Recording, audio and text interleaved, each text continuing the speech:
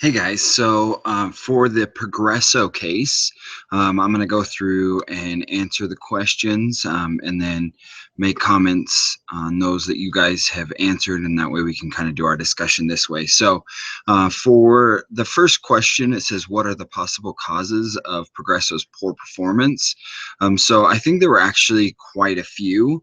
The first, I think, really stems from the hiring process. So they're not hiring people that have experience, and they're hiring just anybody within the store, and then just kind of throwing them into it without a real training process. Or really any way to weed out those that are unmotivated or underperforming. And so I think really one of their biggest problems is the people that they're hiring. And so they really need to go through and redo their hiring process, which they've started to do, and they have done some of that. So I think that was one of their biggest problems. It also so let me look here. So at one point it did say that they set their goals too high, and that really had a morale issue. And so people just stopped trying to reach their goals because they figured they couldn't do it. So I think part of it is setting goals that are achievable, but that still stretch people. And stretch their employees, and they need to really work on hiring those um, that have experience and that are motivated to be able to do that. And I think the training process that they were implementing really does kind of help weed out those people. So I think they're on the right track as far as that part goes.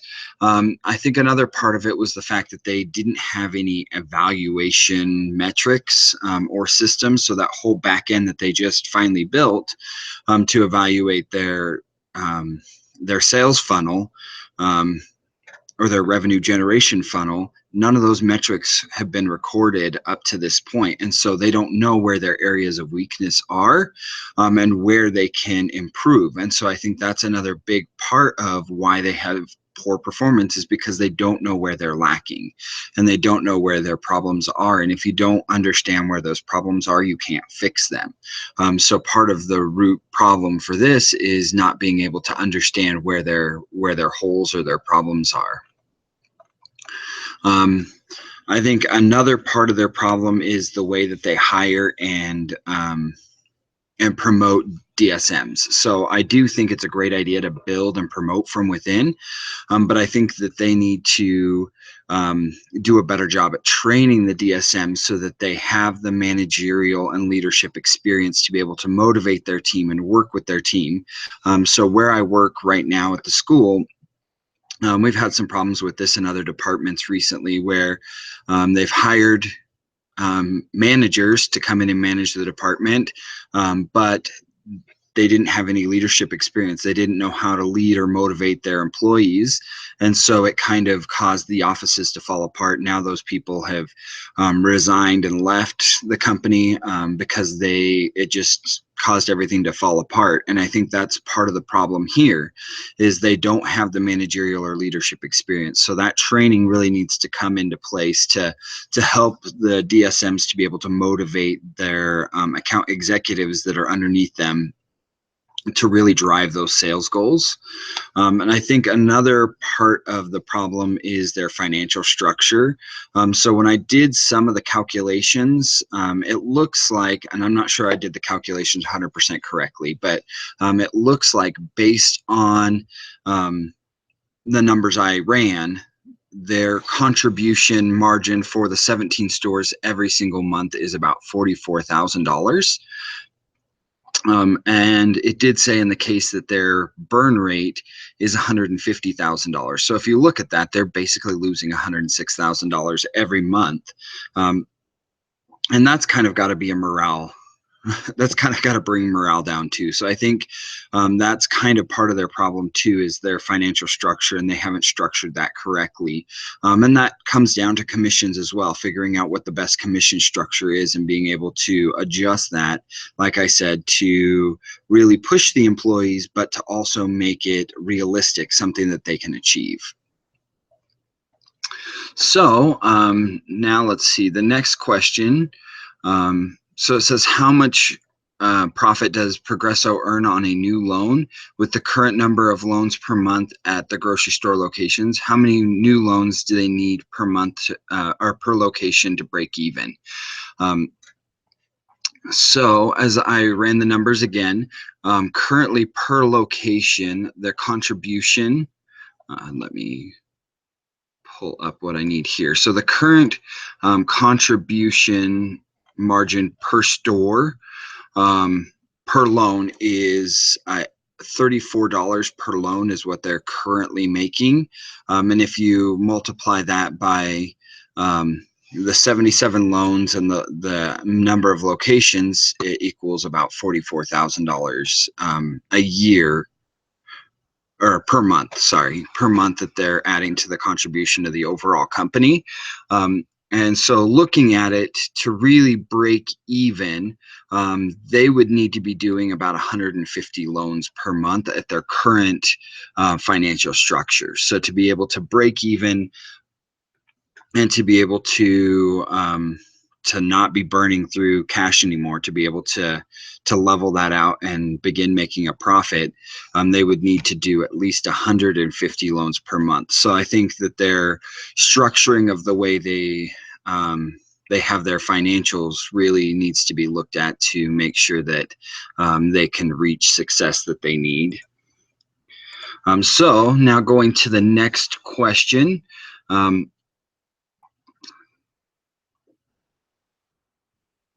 So it says, change the current compensation plan to improve the number of loans made per month. You can change the variable amount, the number of loans needed to receive a payment or a payout, and the fixed compensation. Do not waste time trying to figure out a way to break even with lower numbers of loans. The board will not go for that. So let me pull this up real quick. This was something that I had not already done. So let me kind of look at this and see.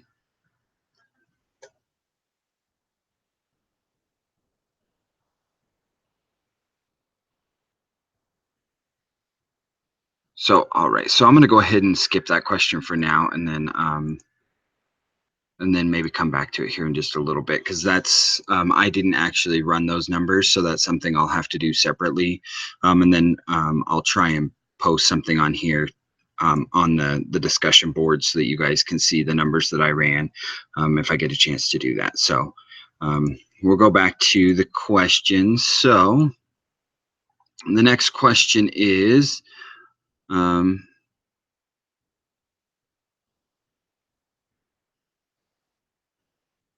will you manage activities for results? Will you keep the current AEs, and do you expect them to stay with the new compensation plan?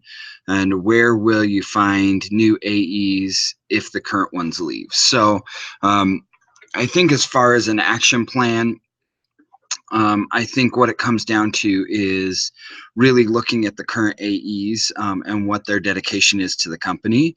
And so that's really what it comes down to, is looking at who we currently have. Are they dedicated? Are they willing to make the necessary changes and put them through the training program and make them really kind of come to that moment where they realize if this is what they want to do or not. And so I think some of the AEs we will keep, and some aren't going to make the cut. And so I think what it really comes down to is that. And then I wasn't able to run the numbers for the compensation plan.